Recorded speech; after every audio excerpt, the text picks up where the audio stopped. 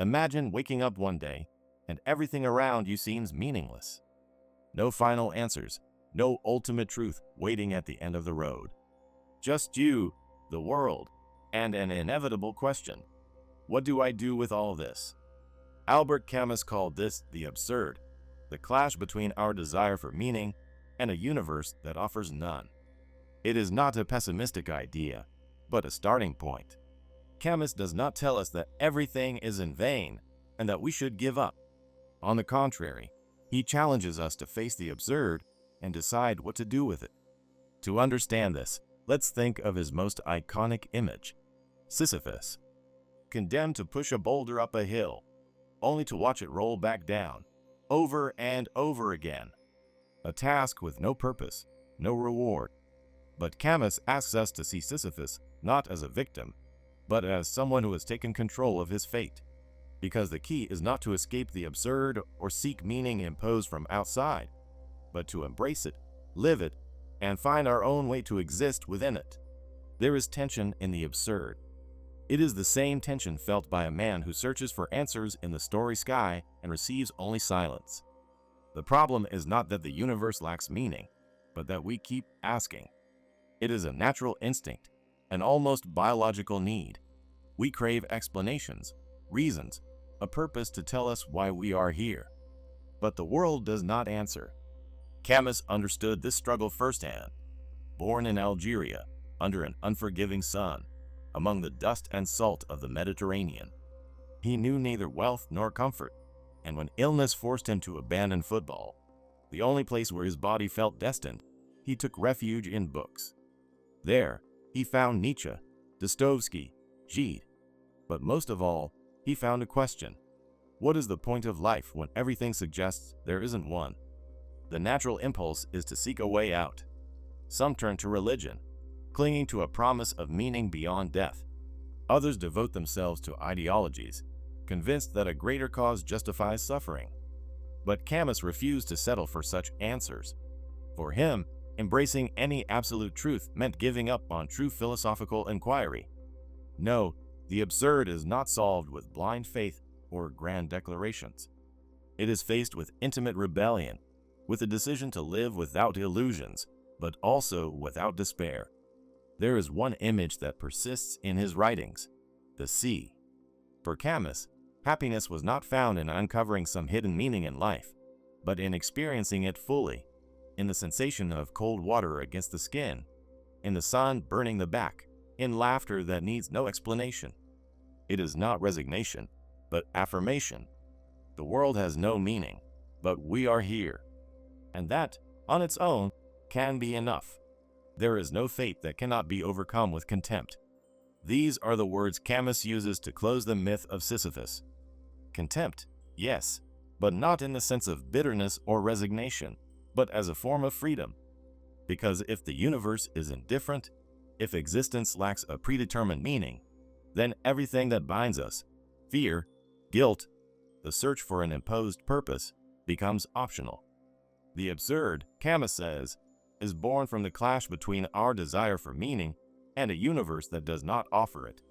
But is this really a new idea? For centuries, different philosophies have tried to answer the same question. Christianity, for example, offers a clear solution. The meaning of life is not here, but beyond.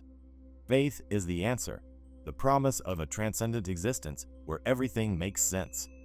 Camus rejects this idea not out of stubbornness, but because he sees it as a form of escape.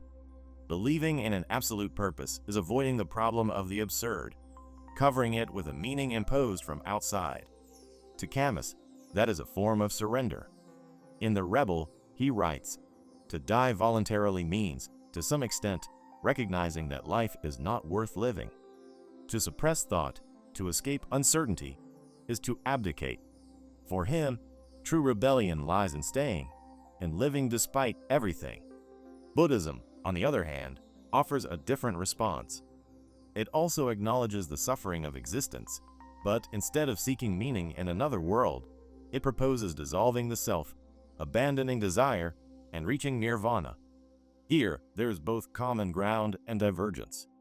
Camus does not deny suffering, but he also does not want to abandon it.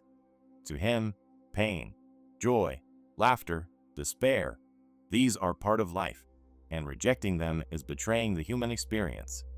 If Buddhism seeks to extinguish the flame of desire, Camus fuels it. Deep down, I know with certainty that everything is absurd, but I cannot ignore that I know this. This is the key to his philosophy. It is not about accepting the absurd with resignation, nor about looking for ways to escape it, but about affirming it. In the myth of Sisyphus, Camus gives us his ultimate image.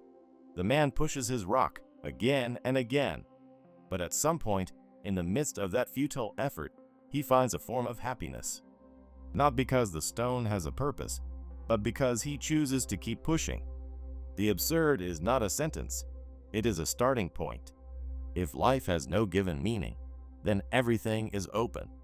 Every moment, every choice, every gesture becomes more valuable precisely because there is no set destiny. There is no ultimate reason to laugh, yet we laugh.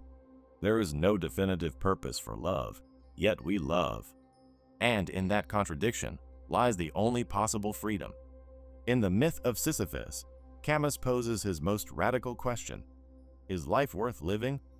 Not as a moral issue, but as a fundamental philosophical problem. If the absurd is real, if no purpose is written in the stars, why not end it all?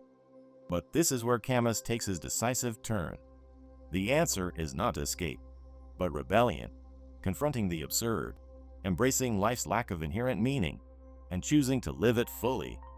The only way to deal with an unfree world is to become so absolutely free that your very existence is an act of rebellion. This is the essence of Camus' thought. Life does not need an ultimate purpose to be lived intensely. If the world does not give us meaning, then we can create it in every moment, in every action we choose to take. This vision sets him apart from many of his contemporaries. Unlike Sartre, Camus does not believe we are entirely responsible for creating meaning in existence. Nor does he share Kafka's despair, where life is an inescapable labyrinth. Camus offers us another option: simple joy, the here and now, the beauty of a life fully embraced, without excuses or promises. The absurd is born of this confrontation between the human call and the irrational silence of the world. Camus does not try to eliminate that silence, but to live with it. And in doing so, he discovers a form of freedom that depends on nothing external, but only on the simple certainty of being alive. If there is something that terrifies us, it is the lack of certainty. We cling to meanings, to explanations, to the idea that all of this must serve some purpose. But Camus invites us to let go of those illusions, not to fall into despair, but to discover what remains when we stop chasing the impossible. In the myth of Sisyphus, he tells us, the struggle itself toward the heights is enough to fill a man's heart. One must imagine Sisyphus happy, and this is where everything makes sense, though without meaning at all. There is no ultimate purpose, but there is life. There is no fate, but there are paths.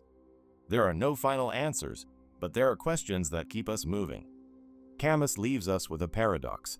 In accepting the absurd, we find freedom.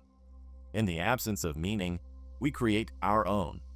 If life has no reason to be lived, then every moment, every choice, every experience is valuable precisely because it does not need justification. The sea is still there, infinite and indifferent. The sun still burns against the skin. Laughter has no reason, yet it bursts forth. And in that laughter, in that moment that needs no explanation, perhaps we can find, like Sisyphus, our own way to be happy.